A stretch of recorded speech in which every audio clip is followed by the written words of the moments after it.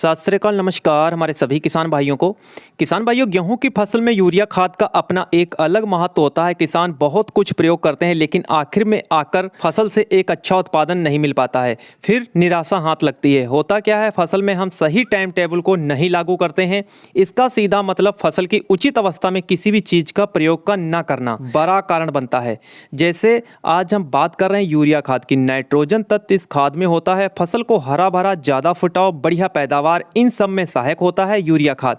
तो गेहूं की फसल में यूरिया की जो किस्तें हम डालते हैं वो कब कब डालनी चाहिए, कितनी मात्रा में डालनी चाहिए, और यूरिया के साथ आप क्या मिलाकर डाल सकते हैं, और आखिर यूरिया गेहूं की फसल में कब पूरी कर देनी होती है।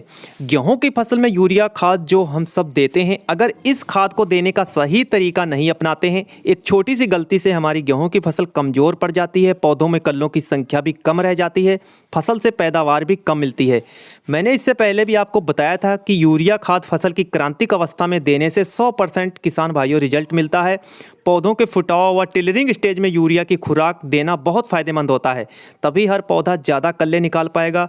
जब पौधों में गांठें बनना शुरू हो जाती हैं, तब हमारे किसान भाई पहली यूरिया का प्रयोग करते हैं, तो बेहतर रिजल्ट नहीं मिल पाता है। बने रहें वीडियो के साथ अंत तक किसान भाइयों, बहुत इंपॉर्टेंट वीडियो होने वाला है। अगर आप चैनल पर नए हैं, पहली बार वीडियो देख रहे हैं, तो प्लीज़ चैनल को सब्सक्राइब कर लें, पास वाली घंटी को प्रेस कर लें, जिससे आने वाले वीडियो समय से मिलते रहें। सबसे पहले किसान भाइयों, हम बात करेंगे सिंचाई करने के बाद यूरिया खाद को कुछ किसान भाई नज़रअंदाज करते हैं, यानी देने में काफ़ी टाइम लगा देते हैं, जिससे हमारी जो फसल की टिलरिंग है वो रुक जाती है और फसल पीली और दबी दबी सी दिखने लगती है। ऐसी गलती बिल्कुल भी नहीं करना है। आपकी ज़मीन रेतली है, हल्की है, लीचिंग की समस्या रहती है, तो आप किसान भाइयों यूरिया सिंचाई करने के बाद ही गेहूं की फसल में डालें। पानी लगाया है और उसके बाद में खेत में चलने लायक दूसरे या तीसरे दिन हो जाता है, उस समय आप यूरिया की डोज लगभग 40 से 45 किलोग्राम प्रति एकड़ प्रयोग कर सकते हैं। जहां पे किसान भाइयों आपने मल्चिंग विद से हैप्पी सीडर, सुपर सीडर, यानी भारी जमीन है, पानी कुछ घंटों तक रोकती है, लीचिंग की समस्या नहीं आती है किसान भाइयों, तो उन जमीनों में हमारे किसान भाई यानी सिंचाई से भी पहले 2 से 3 दिन यूरिया का प्रयोग करके सिंचाई कर सकते हैं। लेकिन जहां पे लीचिंग की समस्या है, वहां पे आप सिंचाई से पहले यूरिया को बिल्कुल भी प्रयोग ना करें। किसान भाइयों, स्प्रे में यूरिया देने के काफ़ी अच्छे बेनिफिट मिलते हैं और बचत भी होती है। जिन जमीनों में नाइट्रोजन की कमी ज़्यादा रहती है, वहाँ पे किसान भाइयों फॉलिकेयर स्प्रे सबसे बेस्ट ऑप्शन होता है पूर्ति के लिए। किसान भाइयों, प्राइमरी माइक्रोन्यूट्रंस में आता है यूरिया। स्प्रे में ब्रिक यूरिया 2 से 2.5 किलोग्राम मात्रा लेनी होती है आप लोगों को, और 150 लीटर पानी आप मिक्स करें और स्प्रे करें। मैग्नीज सल्फेट की अगर कमी है तो 500 ग्राम आप मैग्नीज का घोल भी इसमें ऐड कर सकते हैं, काफ़ी अच्छा रिजल्ट मिलता है। कोल्ड इन्वायरमेंट में पौधे खुराक सही से नहीं बना पाते हैं। जब लंबे समय तक कोहरा पड़ने लगता है, कुछ दिनों तक धूप नहीं निकलती है, पौधों की प्लांट सूरज की रोशनी, गर्मी नहीं मिल पाती है, उस समय गेहूं की फसल कमज़ोर हो जाती है, ग्रोथ भी रुक जाती है।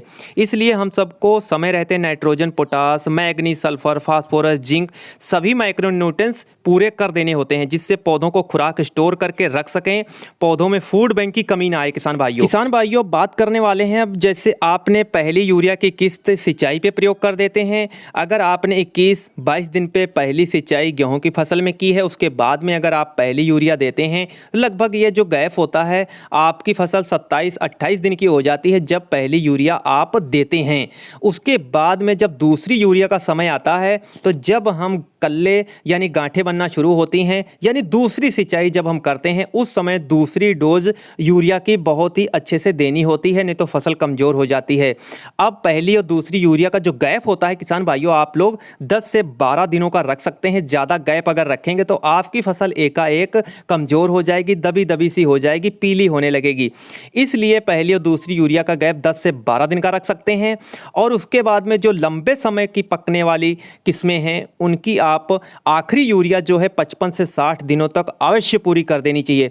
जो कम समय में किस्में तैयार होती हैं गेहूं की, वह आप किसान भाइयों 45 से 50 दिन तक आप आखिरी यूरिया जरूर प्रयोग कर देनी चाहिए। ज़्यादा लंबा समय लेके न जाएं किसान भाइयों।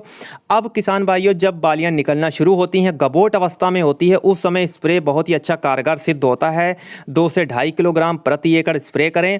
अगर आप बालियां निकलने के बाद यूरिया डालेंगे तो आपके जो दाने हैं वो किसान भाइयों क्वालिटी ख़राब होगी, दानों पे धब्बे बनेंगे और पैदावार भी कम आएगी और बीमारी कीट भी ज़्यादा अटैक करेंगे।